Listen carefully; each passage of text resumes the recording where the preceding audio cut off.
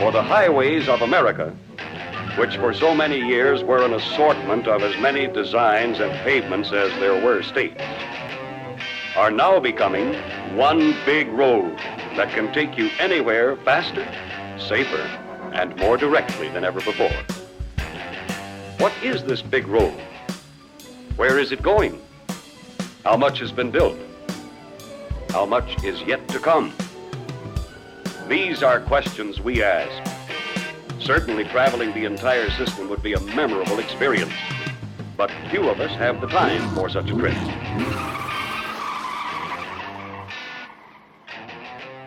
And welcome to the Open Highway, and I'm your host, Eric Erickson. Thank you for joining me. Today we have Kat Waters on the show. She's an actress, a writer, former wrestler with the WWE, and we talk about all sorts of things beyond the ring. It's a great conversation. Again, it's really been an interesting experience getting back into podcasting, back on the air. I did my first radio shows when I was in high school, done a number of shows, done podcasts, performing, all sorts of different things, journalist. And it's definitely getting back on the horse. It's brushing off some dust, stretching some muscles, remembering how to do things. My first show last week with Matthew Neubauer, it was an interesting experience. I went back and I listened to it, and I'm already taking notes about what I can improve, how we can evolve the show, but also evolve myself as a person, as an interviewer, as a podcaster. It's a bit humbling, I'll be honest with you. It's not one of those things where you automatically jump right back into it. So we will be going on this journey together. So I want to thank you again for that. It's an evolution. That's why I wanted to do this. Like I said in the introduction, if you listen to that, I felt like I'd become a bit stagnant. And the way that I learn is by talking to other people. And, you can read a book, you can listen to something, you can take a class, and those are all great things. But the way I really grow as a human being is having conversations and putting my own opinions out there. And sometimes you want to actually hear those opinions, and you need to have them kind of hanging out in the ether and take responsibility for them. And then that's how you grow. That's how you really earn your stripes in a certain way, at least for me. So it's been an interesting experience, and I'm really enjoying it. And I'm telling you, we got some great guests coming up. Even booked some more guests since the last time I talked to you. And I may say it a lot, but I am so excited about where this show is going and looking forward to evolving. I guess that's the word for today, evolving. So we'll be back right after this and joining Kat Waters on the Open Highway.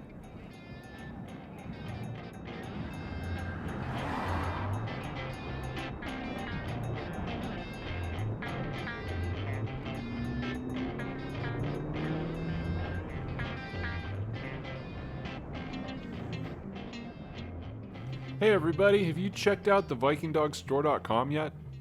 The Viking Dog Store offers motivational shirts in a variety of styles, designs, and colors, and a portion of the proceeds of each sale are donated to wolf rescue organizations. That's right, you can get an amazing shirt and also help save the wolves. What's more, the Viking Dog Store also has a special line of wolf-related shirts that provide 100% of their proceeds to wolf rescue. That's right, 100%. You can choose from a number of designs including Save the Wolves, Leader of the Pack, or simply I Love Wolves. And every penny of profit from these shirts will be donated directly to Wolf Rescue. So visit thevikingdogstore.com and get your shirts today.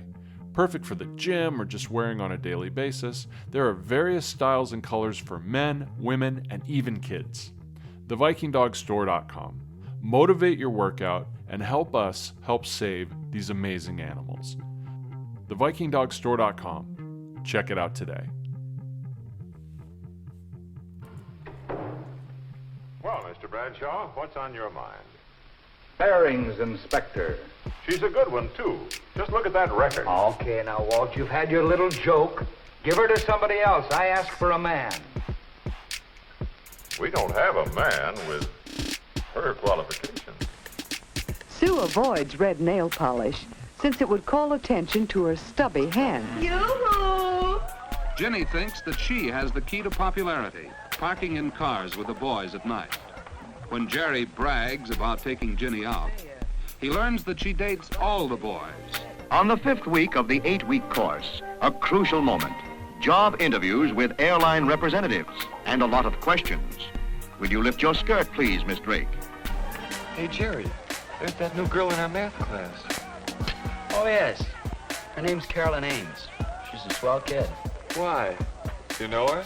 Not very well. I wish I did. So after a cleansing, relaxing bath, that's a good daily habit, Sue has a regular routine. I don't know what it is, but there's something about her you like. Well, she always looks nice to start with. Makeup courses enhance the girl's natural loveliness, and apparently the airlines and the bachelors enjoy similar tastes. Half of the 8,000 U.S. hostesses leave aviation for marriage each year. Meanwhile, Sue gives thought to the day. What will she wear? That depends on her activities, of course. What's wrong with her? She's a woman, isn't she? Now, wait a minute. You got a lot of women in your department. What's wrong with one more? Did you ever hear of the straw that broke the camel's back? Wow, things have changed a little bit, haven't they? Those are some flashes from the past, is the way that we used to refer to women and gender issues. Today, joining us, Kat Waters. She's an actress, she's a writer, she is a creative. She's a former wrestler with the WWE. You may have seen her in the ring. And possibly most importantly, she's a good friend of mine. We've known each other for a while, so I had to ask her to come on and talk about all sorts of things. So please join me in welcoming Kat Waters. What do we call you? Like, I know you as Kat. Everybody seems to know you as something different. Well, my full stage name is Katarina Waters. It's a good stage name. Thank you. It's a good name. But you also, what was the other one? Birch? Oh, Katie Lee Birchall. Well, that was my name at WWE, but they own that name. They own that name? Yeah, they trademarked that. Oh my gosh. So you don't get any cut of t-shirts or anything? You're just... Well, I would if they were selling merchandise still of me, I would technically. I mean, they do every now and then send me a royalty check for a couple bucks. Really? Yeah, it's like, because I'm like on the ladder match DVD and stuff like that. Ooh, well, that buys cat food. That buys a little Meow Mix. Yes, So, I used to buy more Meow Mix. everybody thinks, like, I get residual checks every once in a while too, and everybody thinks they're like huge. And it's like, oh, 17 cents. All right, thanks. I know. Glad I did that soap. All right. So you used to be like, you're one of the things I love about you, and it's always fun to talk to you, and just like on Instagram is always fun to follow you, is you're a multi-hyphenate. Like, you used to wrestle, which is a huge part of what you've done, but you're an actress now, and you're writing, and you're doing all of these great things. And honestly, you're one of the smartest people I know. Oh, thank you. You are, because it's like we always have, even whether we're texting or we're talking, it's always a stimulating conversation, and you always have an opinion, which is always fun.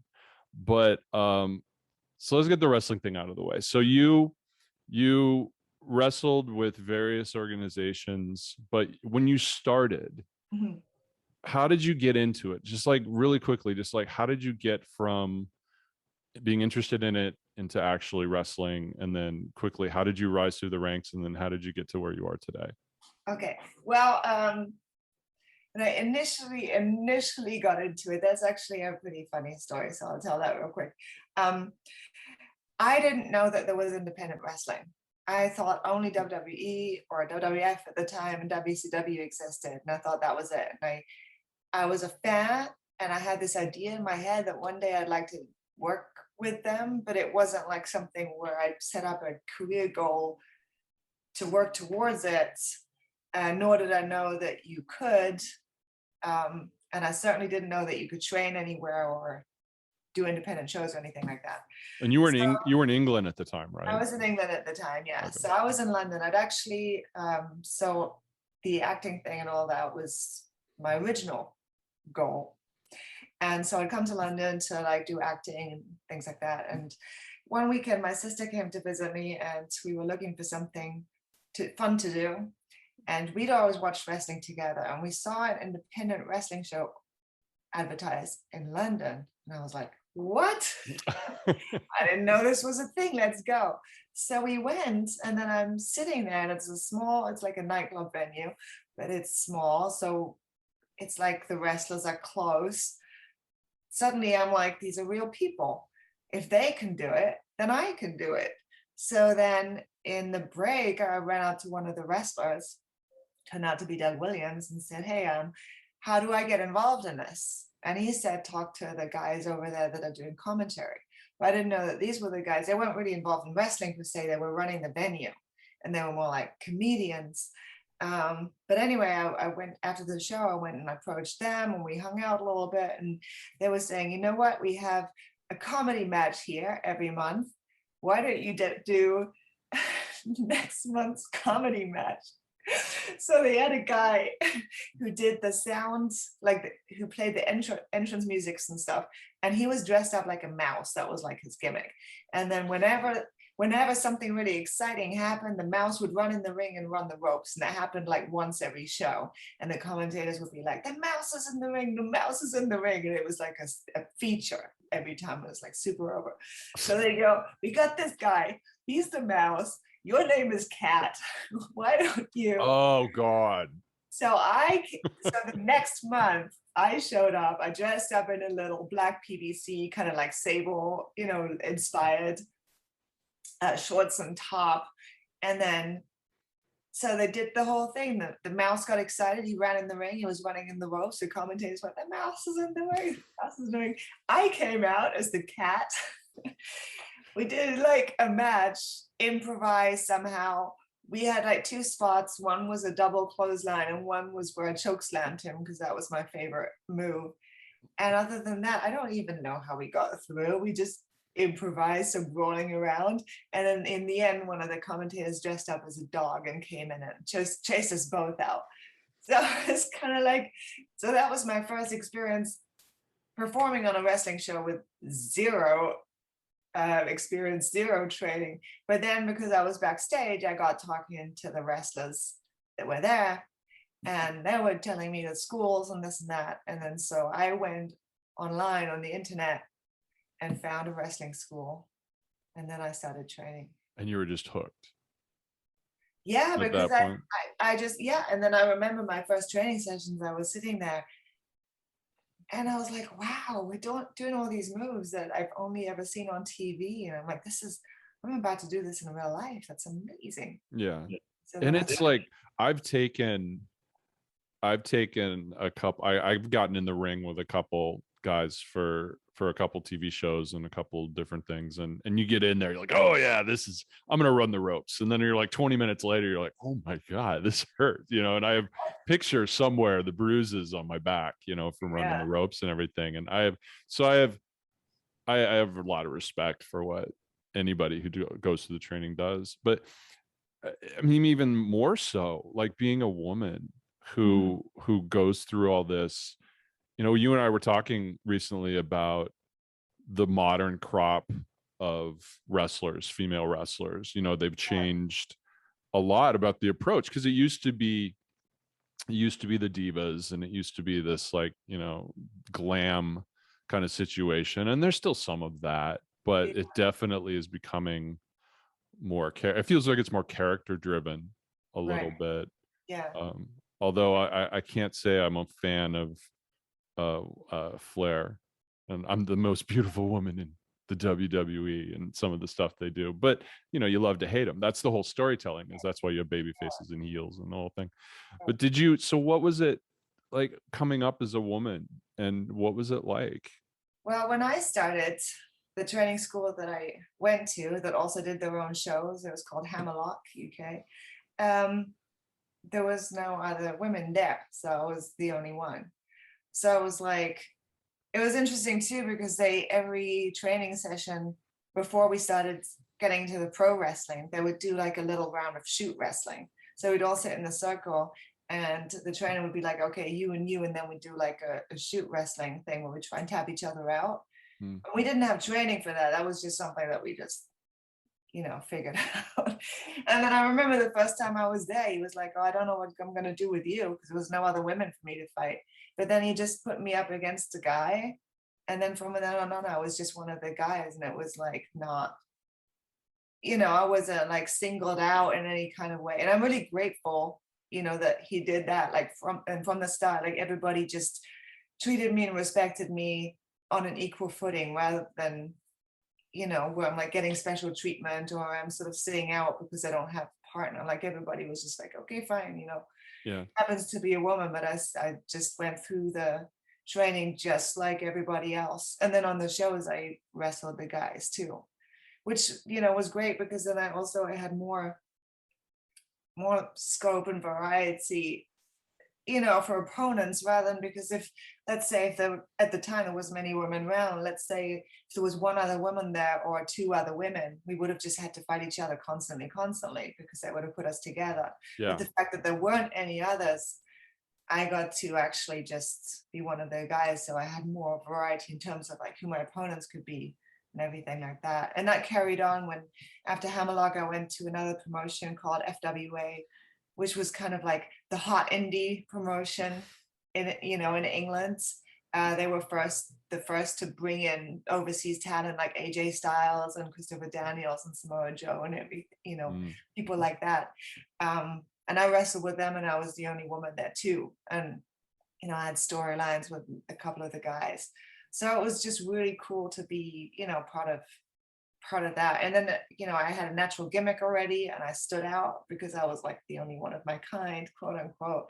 So that was kind of really cool, And then actually when other women started coming up, and I wrestled for a couple of other promotions, like I said, then all of a sudden it was like, oh, now there's one other woman, you have to wrestle her all the time. Yeah. And it kind of like inhibited me at that moment. You see that sometimes. Yeah. You see that and it gets old after a while. And it happens.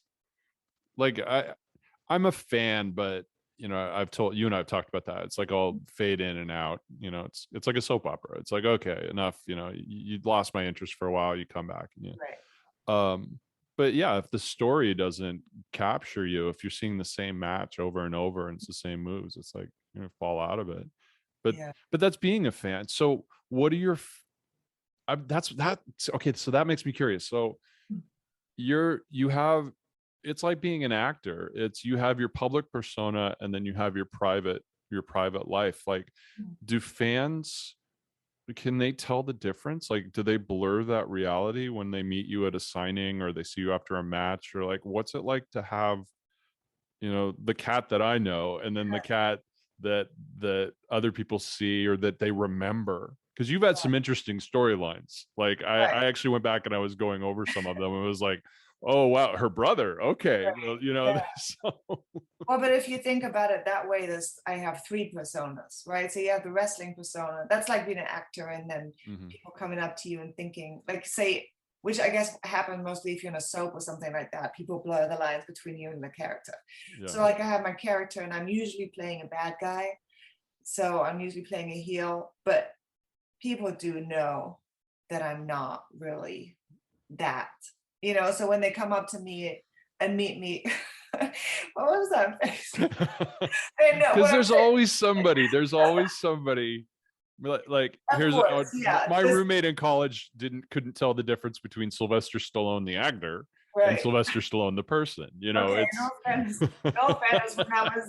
When I was at OVW in Louisville, Kentucky, we had like a little TV show, and I was going through this storyline with it. I had like a mysterious admirer, quote unquote, and then but it was revealed on the TV show with like backstage skits that was actually this other woman who was like my adversary, and she was trying to trick me by pretending, sending me flowers and stuff. And actually a fan came up to me and warned me you know, and said, "Hey, by the way, it's actually really that woman." So I don't know if you know your storyline, but right, but so he obviously thought it was real, But other than that, I would say most people do understand that it's just a show, and so if they come up to me after a show, or beforehand, they know that I'm different from the character that I play in the ring.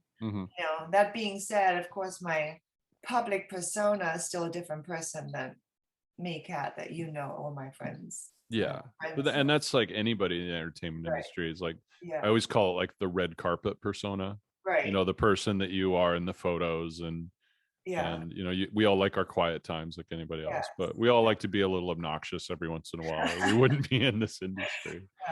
I mean, it's not to say that I'm not like disingenuous, or I'm trying to like portray something entirely different to the public. It's just there's obviously I'm kind of a private person, so there's a lot of things that I wouldn't necessarily share with people unless I'm really close to them. I think it's like a heightened reality. Right. I think like our public image is like a heightened reality of who we are. It's amplified, and but it can be tiring sometimes. It's like you have to turn yourself up to 10 to go to a premiere, do an interview, or do something, and then you get back home and you want to turn it down to 2 and just sit and watch TV and curl up on the couch. Yeah. So insights into the performer. Yeah, but that's the same as like for me, anytime like I go to a party or something like that. Even if I'm going to a party with friends, it's because I'm very like introverted. So for me, like any larger social occasion is tiring.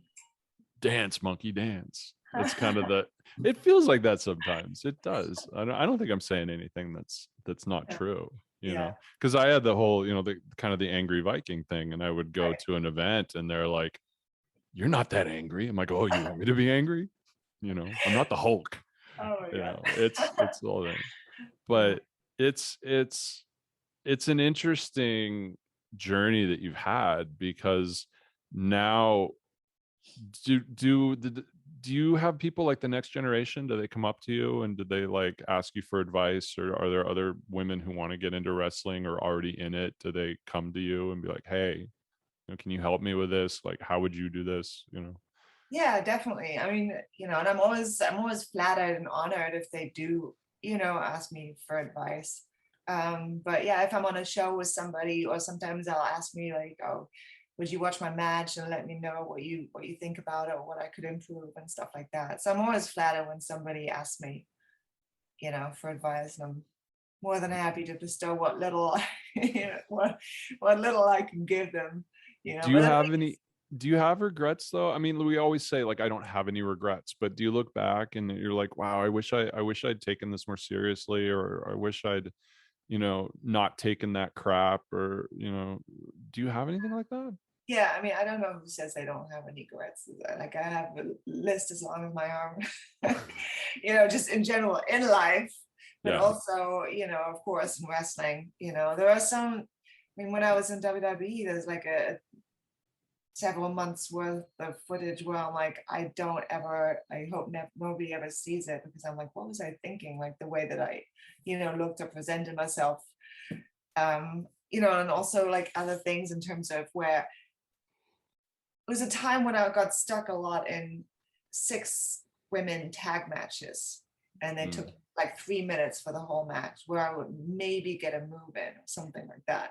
And then it was also at a time where maybe like the standard across the board wasn't as high, obviously, as it is now, so for me, I kind of felt like, oh, I am at a certain level in terms of my ability, and I'm on the road and I'm traveling and I'm performing, so I don't need to go to the training school anymore, but who knows that things couldn't have been different if I'd spent a little bit more training, like a little more time like training, or like focusing on my craft, or really focusing on my character.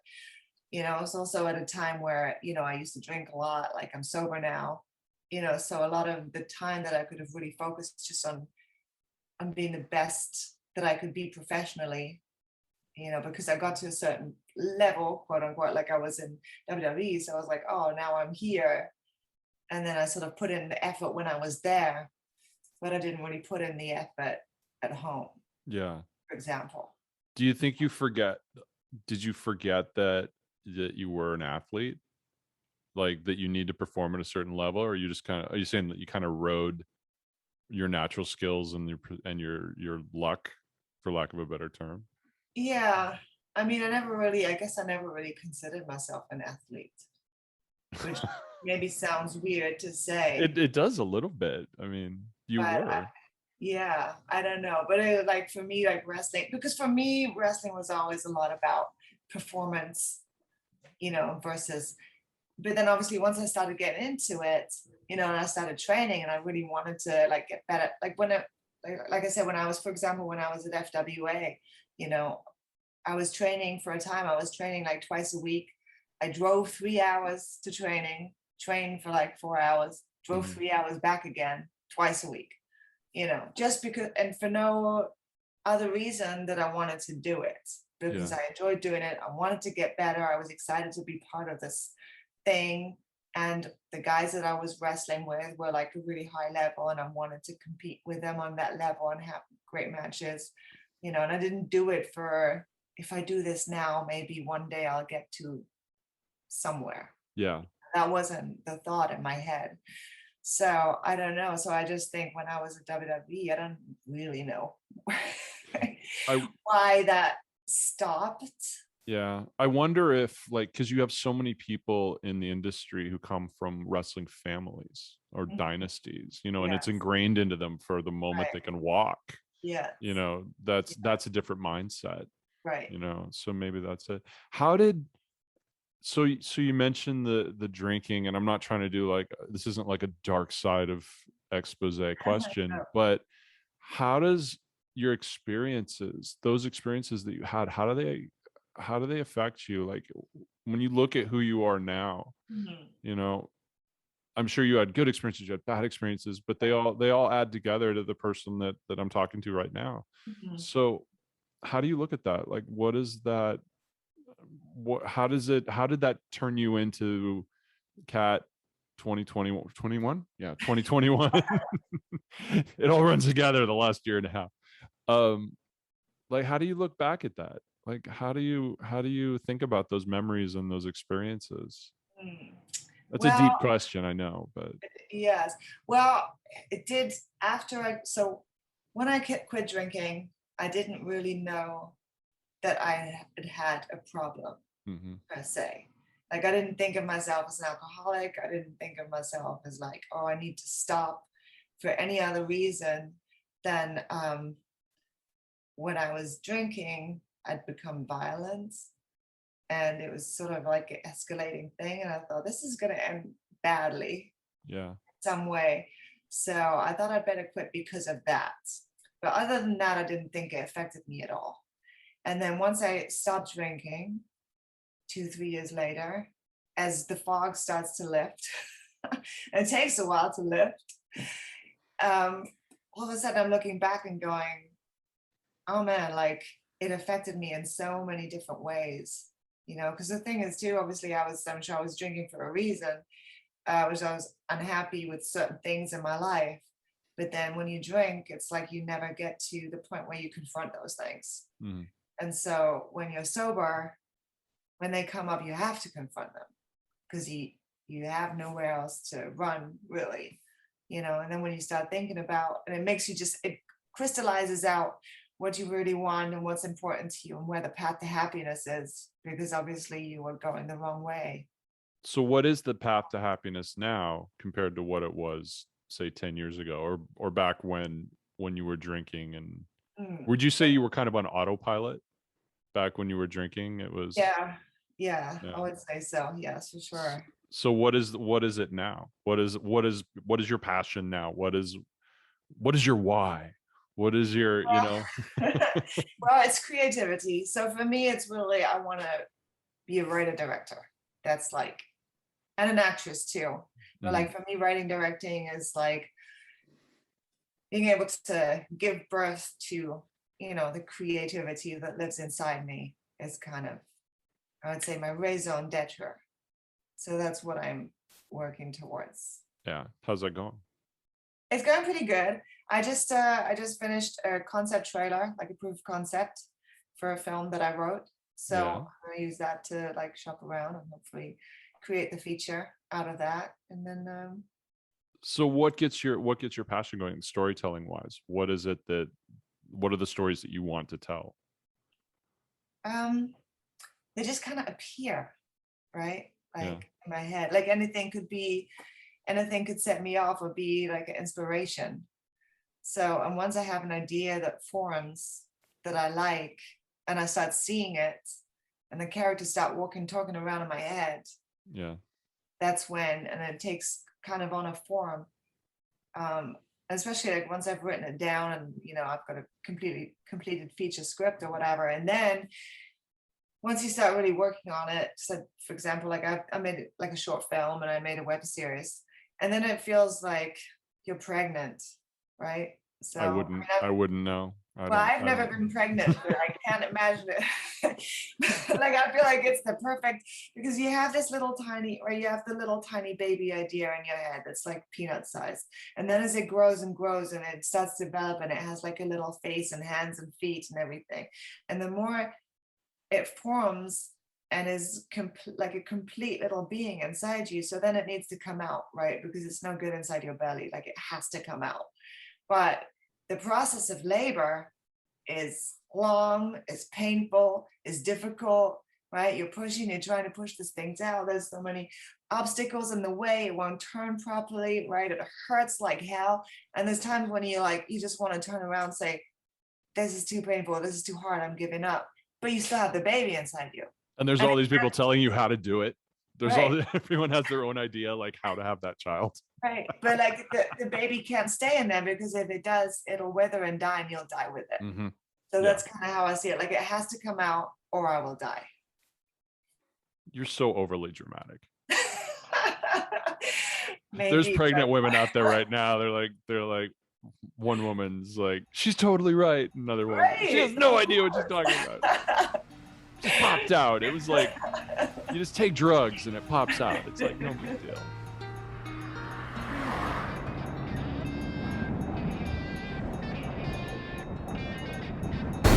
You'll be dead! You'll be dead like everybody else! Would you still be her big soldier? He ordered us to sterilize the women. An entire agenda to wipe my bloodline from a nation because of who I am. It's what you want to believe. The award-winning film from Viking Dog Entertainment. You destroyed their lives and I knew them! And then you did it! I didn't do it! I don't believe you. Are you an evil man? Or are you just a man who did evil things? Truth. Available on streaming platforms, Blu-ray, and DVD.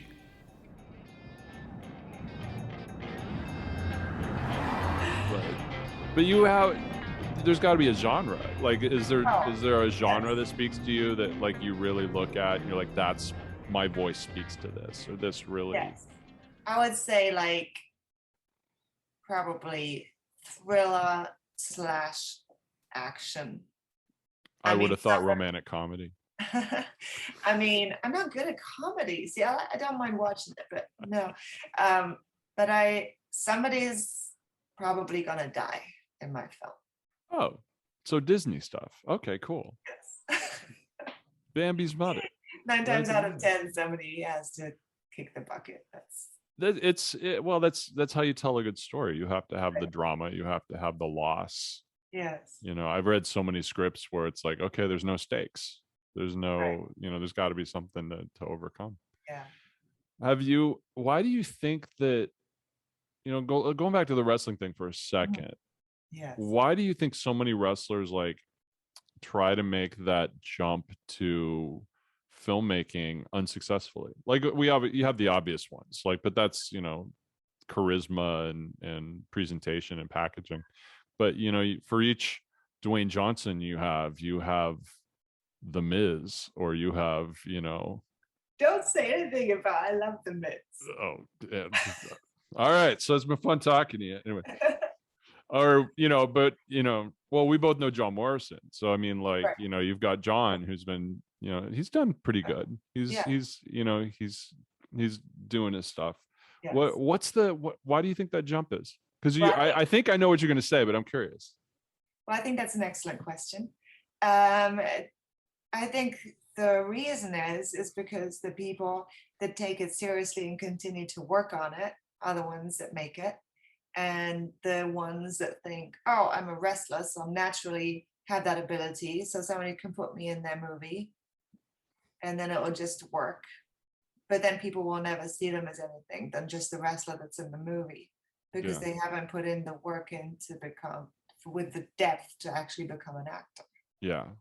You know, for example, if you look at Batista, you know, like how much his acting is so good now. You know, when I saw him in Blade Runner, I was like, holy shit, like compared to, you know, earlier work.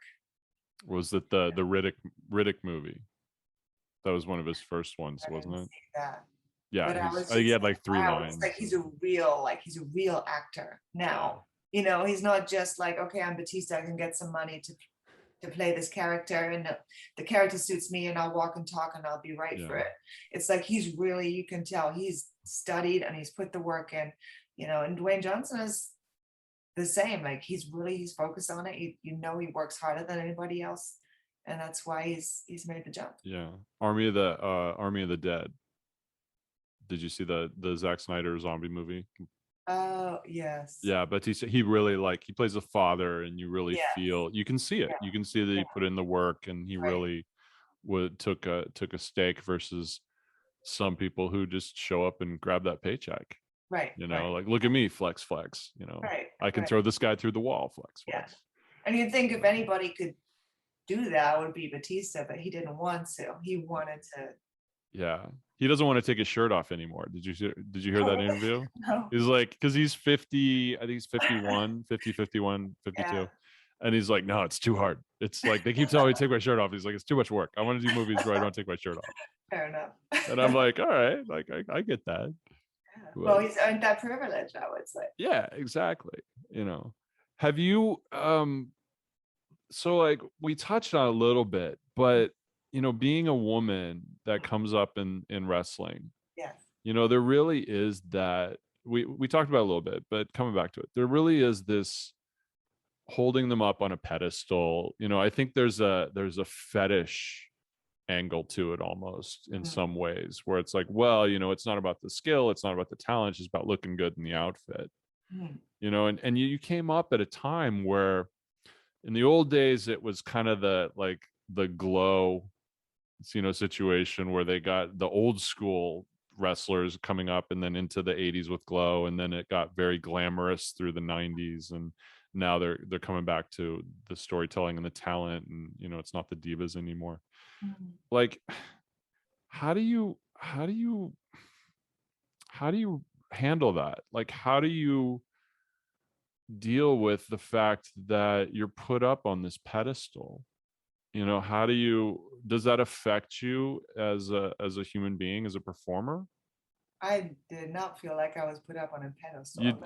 Really? Not at all. No. So if somebody is like, I want to see your feet or something like that, like, you don't have, you're not seen as, you don't see yourself as a sex symbol or as a physical representation.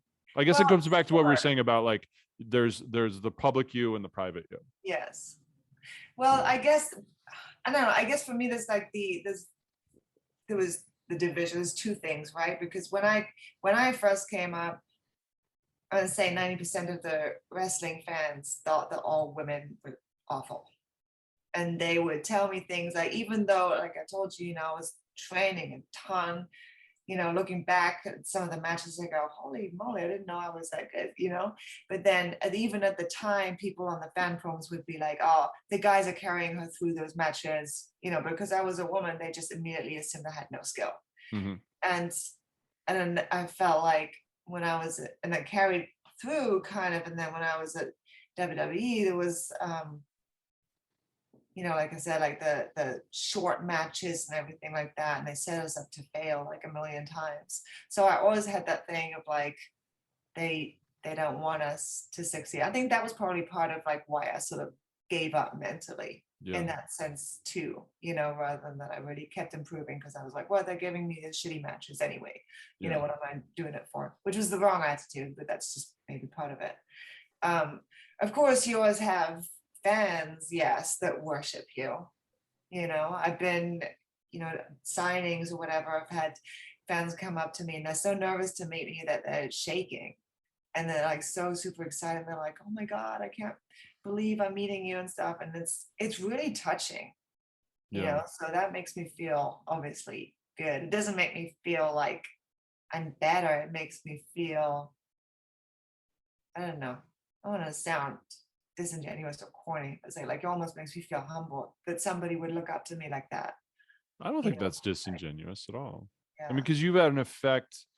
You and I have both made some films that, let's say, they're not Academy Award winning blockbusters, but I can speak personally and say I still get messages, and emails from people. I get some really mean ones, but I get some that are like, you know what, I saw your movie and I could tell you guys had a great time. And it's like, I did one about space dinosaurs, and I get emails from kids and they're like, I love dinosaurs and you did a movie with dinosaurs and that's so cool. Thank you for making that, and you made a connection. And even if it was for 72 minutes or whatever, you were able to touch them or get them away from whatever was going on in their life. So I don't think it's disingenuous at all.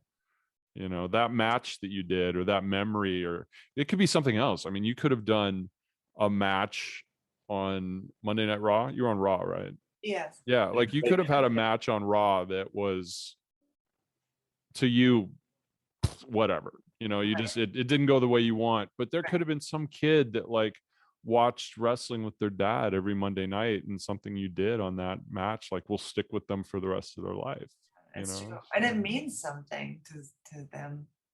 That's like a crazy thing. And that's when you really have to look at yourself and be like, oh, so it's like you do have a responsibility in some sense, to be some kind of a role model in a way, or not, not an awful human being is what I'm saying. Yeah, it comes back to the public persona that you were talking about. There is a responsibility. Right. I don't care what Charles Barkley said. He has that famous quote, the basketball player is like, I am not a role model. And it's like, well, you're in the public eye. Yeah. There's a certain, if someone's going to emulate what you do, throw themselves off the roof and, suplex their neighbor or something, don't do this at home, kids. Yes. But it's also affected, because I know you, and I know how you've become. You're a very strong woman, and you have really interesting insights on like feminine identity and gender politics. And you and I have had some interesting discussions about all that.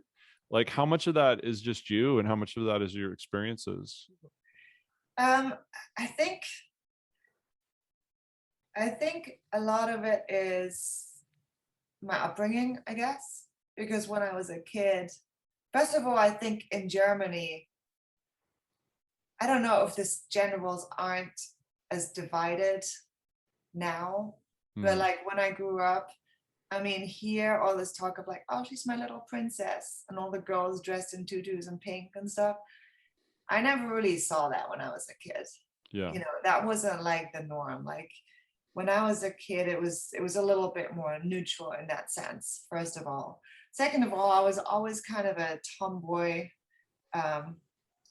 When I first went to school, my first couple of school years, I only had the boys that were my friends. I think I had one girlfriend, but I liked playing with bricks and trains with the boys, and I didn't like so much brushing each other. The girls want to brush each other's hair, and I didn't mind playing with dolls once in a while, but it wasn't necessarily always my preference.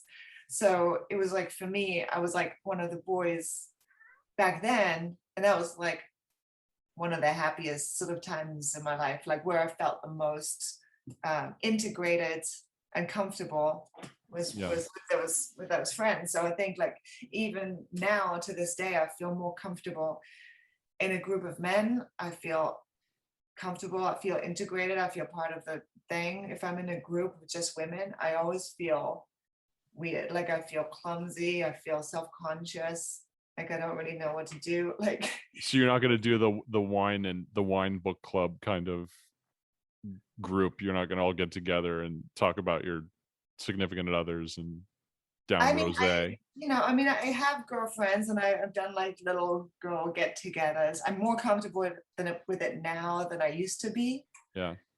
But it's not, I would say, what's natural to me. And then the other thing is too, I spoke to my mom about it actually. And she said to me as well that when I was little, that she pretty deliberately raised us gender neutral, that we didn't have those preconceived ideas of like what a girl should be like, or what a boy should be like, or what we would like to do. Yeah. If we're naturally skilled at something, we should go for that rather than thinking, oh, is this a girl thing to do? Yeah, like you and I had you were wonderful enough to help me with the t-shirt Save the Wolves campaign. Right. And remember when we were talking about it, and I was like, oh, well, here's one version, and one of the logos is a shield maiden. Right. And I was like, hey, what do you think about this? And you were like, well, I don't want to be a maiden. What's the and we went back and forth about it. And it struck me as odd because in my upbringing and in Norwegian culture and Vikings and all of that, shield maiden is a warrior, is seen as a strong name. And then but you were like, no, a maiden, not. And I respect that and I get it after thinking about it. But at first I was like, no, come on, this is like, this is one of our revered things that we call it. And so I just have this image of like you dating someone and they like calling you their princess or something and you just feeling like, what? No. But I don't know, it's interesting because you talk about like gender norms and especially now obviously the conversation is huge, it's going on.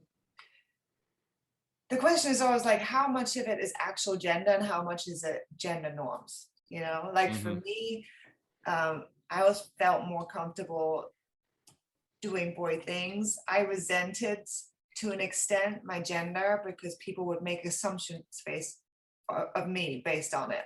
Right. People would think, oh, you're a girl, so you like diamonds. You're a girl, so you like shoes. You're a girl, you want to go shopping. You're a girl, you want to do these things. And I didn't like any of those things. So, and I thought those things were stupid. So for me, I was like, how dare you make that assumption about me? So then I didn't just reject the people putting assumptions on me, but I also rejected my gender for it. So I was like, I'm not really a woman then, because if that's what women like, then I would, for years I'd be like, well, I'm not really a woman. Then I'd be like, I'm actually just a boy inside, but I'm just a woman on the outside. But my body never bothered me. It wasn't like I'm not trans. I'm not unhappy with, my body served me well, let's say, in general. It's convenient for everything that I've wanted to do. Yeah. But like, then I'm thinking, is it really that I don't want to be a woman, or is it just I don't want to be perceived as those things? Because whether, what my gender, me as a spiritual being, my gender is irrelevant. It's the societal constraints that are placed on it. Right. You should have pink things. You should you have to, like you said, dolls, which is changing. I mean, now California's passing the law where like it's actually illegal to have boys and girls aisles in the in toy stores. Like that kind of stuff. Yeah, which is good. I don't have an issue with that. Do you do the pronoun thing? Like how do you feel about the pronoun thing? Or are you just kind of neutral on that? No pun intended. I mean, I mean, you could call me any pronoun, I don't care. It's weird because like when you have to choose, it's the same when I fill in a form and it says, because it used to say, are you male or female? That would tick female because I'm like, I'm a woman, whatever. Now it says, what gender do you identify with? So I'm like, what? I don't really identify as anything. So what am I supposed to tick? So I'll still tick female because it's just simpler that way. But in terms of like, what do I identify with? Like nothing. If you ask me what are your pronouns? Like, it doesn't matter to me. Just pick one. Yeah. Pick one. Sometimes I feel like it's become like you said, it's like is it a discussion point that needs to be discussed? Is it, maybe it's the overcompensation. Maybe we're in that place where we're overcompensating, and we'll come back to a neutral where it's just kind of like, look, we're fine.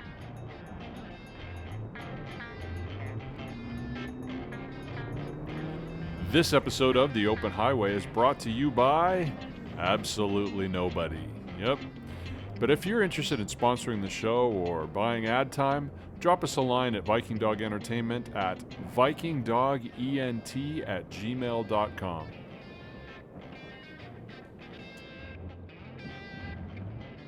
Yes. It's been interesting, like, as this show has started to take shape, and I'm having these conversations with different guests. We always seem to come back to that. Doesn't matter who it is. We always come back to this point where it's about conversations and having an open discussion. And one guest I was talking to actually goes, yes, it's like the name of your show. It should be an open highway of discussion. I'm like, yes, it all comes back to that. I'm on to something. It's like saying the name of the movie in the movie. You're like, yeah. But it's the terminology is odd. Like there's a term you use and that I've known you, and I think it's because your European upbringing. From time to time, you'll refer to someone as your lover, right? And I know you, so I know what you're referring to. Right. But I think that's a term that has interesting connotations to it too, because if a woman says it, it's I think it comes from a very societally, I think we look at it as a very heartwarming, emotional thing. But if a man says it, it suddenly has a connotation of being almost flippant, almost kind of a like, yeah, she's my lover. It has like this kind of like sexual, shallower meaning to it. And I think there's almost a reversal there of the gender values. I don't know. I don't feel that way about that word. Like if a guy said it, I wouldn't feel that way about that. For me, I use that word because I think because when you say boyfriend and girlfriend, because we've learned a certain structure of like what a relationship should look like. We have this preconceived idea, right?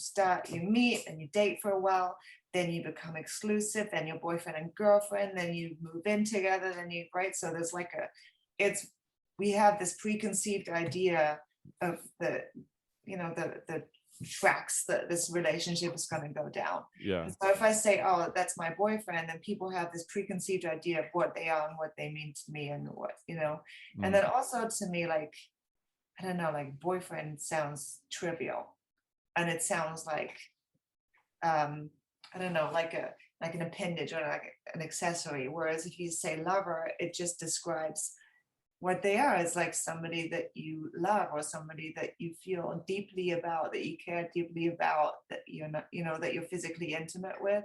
Yeah. See, I think that's the difference. Right. That's the difference right there. And other than that, like I'm not saying anything about I'm not labeling the relationship in the same way. Yeah.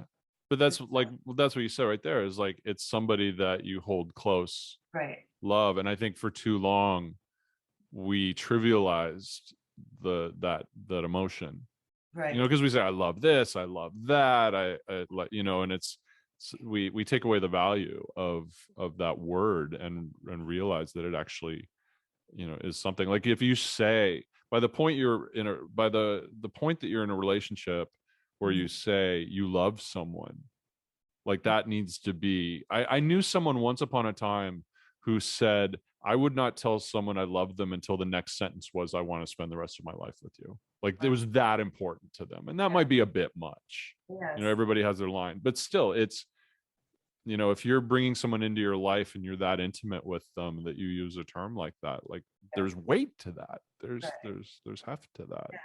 That being said, just to touch upon what you just said about, saying spending the rest of your life with someone, to me, that too is like, that's an expectation that society has put on you, because how deeply you love someone has really nothing to do with time. And this idea that like the longer you stay in a relationship, the more people applaud you. It's like, well done, that's great, you've been together this whole time. And that seems to be, to a lot of people, more valuable than how good the relationship is or how deep the connection is. You know, you could have a beautiful, deep, amazing connection with someone, and it can last for a few months, and then you might be separated for whatever reasons. Yeah. But that connection, that relationship could be just as important or more so than something, you know, something that you've just committed to for the rest of your life because you think that you should. Yeah. We're celebrating the fact you didn't kill each other over 40 years.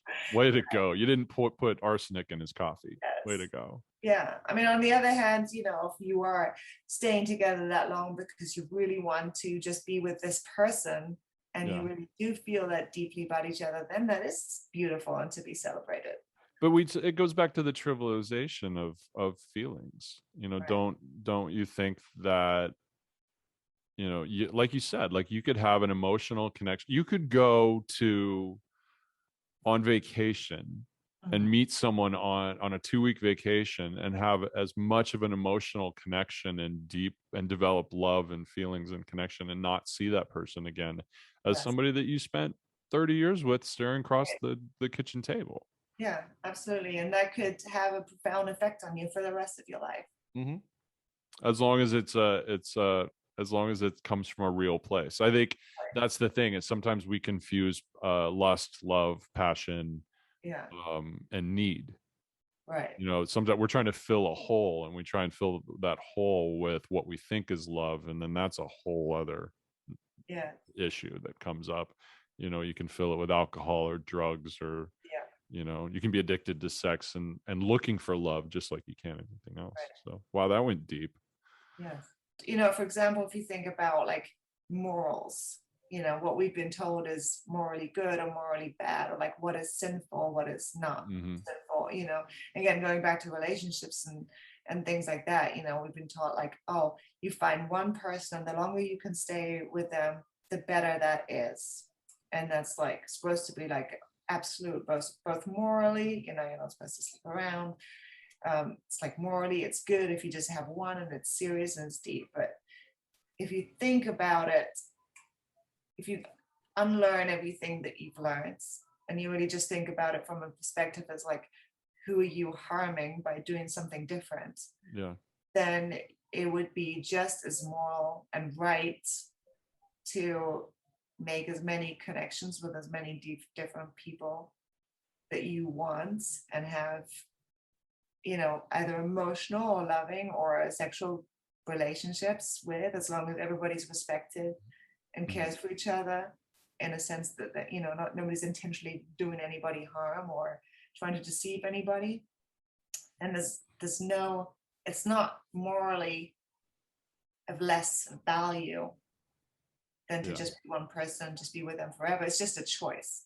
It's subjective. It's the external, is somebody else saying, well, wait a minute, your morals aren't what I was brought up on, thereby you're wrong. Right. You know, exactly.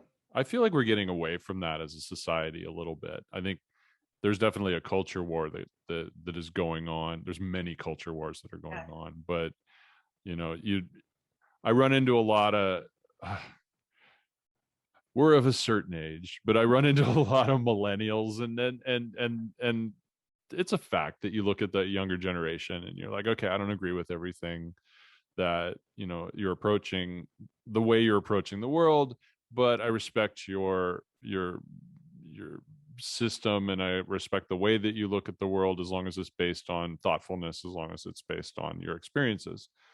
And, you know, one thing that I do see is they're much more open-hearted, much more open-minded, and, you know, it's about being fulfilled, and it's about having a good life, and it's about accepting people, and, you know, giving people a chance, you know, to prove whether or not there's a connection or not. And it's nice to see. It gives you a little hope for mankind in a time when you're kind of not too sure about it. But that's true. Yeah. You know, I always feel like we're on the brink, like it's almost we're at this crossroads where we're either gonna be a much more altruistic, caring, freer society, or we're gonna go and be like a fascist. You know, it's and like, there are some people kicking and screaming. It's like one or the other. Depends on the day. It's just right. Like, it's Wednesday. Yeah. How's the world going? Yeah. Not so good. Yeah, you're right. But I think that's also why I think that the gender discussion is so important, is because that's also something that's keeping us, like contained in these certain ways of like looking at things, like men have to wear pants, and it's still, I mean, women have been wearing pants now for a long time, but they had to fight for the right. That was a bad thing at one point, but now it's like, okay, or like I said, like when I was a tomboy, like it's easy to be a tomboy for a little girl, and we really like, and we're catering to it more and more, and it's like female superheroes, and if you watch commercials, there's a lot of commercials with the little girls, yeah, I'm a superhero and stuff like that, and we're calling to that. But I think what still getting left by the wayside is little boys that want to wear dresses, or want to play with dolls, or doing things quote unquote that we as a society have decided are feminine. Like for me, it wasn't a big deal to play with bricks and toys. That was, trains, that was fine. But for a little boy, it's still difficult. To this day, it's still difficult if he wants to play with, Yeah, it is. Really more feminine thing. So that's still something that I think. There's a physical aspect to it too. And as speaking as a man, you grow up, and again, this is a different generation, but you grow up and it's like, you're stronger, you're bigger, and there is, maybe it's not innate, maybe it is learned, but there is a protective kind of thing that wells up within you. And it's like, protect the woman. Well, is it because that's how I'm taught, that I need to take care of a woman because, that's my role? Or is it because I literally physically can, because I'm larger? Would I protect a smaller man just like I would protect a smaller woman just because I am larger and I can take care of them? There's a whole discussion, how much of it is learned versus nature nurture. I'm sure there's it's both. But I think also because not all, I mean, there's also a reason why there are some stereotypes that are more, male stereotypes and female stereotypes, because maybe by and large, a lot of women do like shoes. I don't know. Actually, somebody asked this once, and it was like a scientific conference, and somebody said, do you think that there's less women scientists because women don't have naturally that same ability as men or that same curiosity towards science as men? And then Neil deGrasse Tyson actually answered the question, and he said, if I may, as a Black man, I probably have a similar kind of thing as women in this field, because when I was a kid, people wanted to push every job on me. They wanted me to be an athlete. They wanted me to be all those things. They did not want me to be a scientist because I was Black, kind of thing. It was like they didn't think that I would have a propensity for it.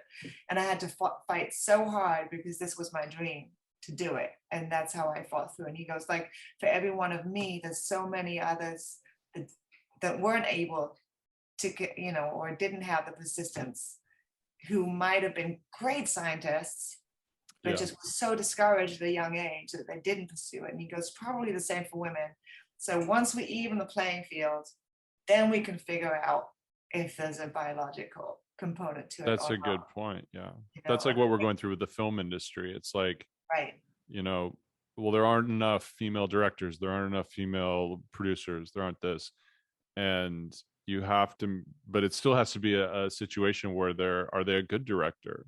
Do they deserve to have the job, whether man, woman, Martian, whatever, it doesn't matter. Yeah. And, that's that whole argument about, equal opportunity. And it just, it's not simple. It's not a simple discussion. There's somebody listening right now is like, I just tuned in to hear about the time she did that Royal Rumble. Now they're talking about gender politics and boys in dresses. What the hell? But I think it's the same in the film industry. And then also the other thing is too, that especially in something like the entertainment industry, you typically work with people that you know and trust and you've worked with before. Because if you give somebody new a chance, it's like you don't know what they're going to be like on set, if they have, if they're nice to work with, if they're going to be a dictator, if they're going to like crumble under the pressure, whatever. So so you work with people, and also just because it's you're like, oh, so and so's my friend, they want to produce this film, I'm going to give them a chance. Why would I give somebody else? So if it's already set up to where years and years ago it was mainly all men, who are they going to pick? Somebody that maybe they is like them, or that they know, or that they're friends with, and it's easier. And then that way it just stays like the same sort of demographic of people that work in the same field, rather than letting new people in. So that's kind of also the challenge. You can't stop the machine and restart everything, and because it's an industry too. I mean, and there's billions of dollars and corporations are on the table. And then you have other sad things that happen where you have like anybody who knows me or knows the industry will read between the lines on this one. You have certain films that are made with very prominent female directors and they're not good. Right. And maybe they're a sequel to a very popular superhero film, and it's not the director's fault, it's the studio's fault, or it's the too many cooks in the kitchen, and then it all lays on the lap of the director, who's a proven award-winning director. Right. So the odds are that it was her fault is pretty low. Yes. But still, you can't argue with the product and be like, that wasn't as good as it could have been. And I think, and I can't prove this, but I think, and it also goes back to what we were talking about the other day about female wrestlers when they get criticized. I feel like it's more likely the blame is more likely to be laid on. If it's a female director, they won't get the benefit of the doubt as many times as a male director. No, I totally agree. I totally agree with that. I was watching, was it The Movies That Made Us? Mm-hmm. Netflix. I think it was, wasn't it?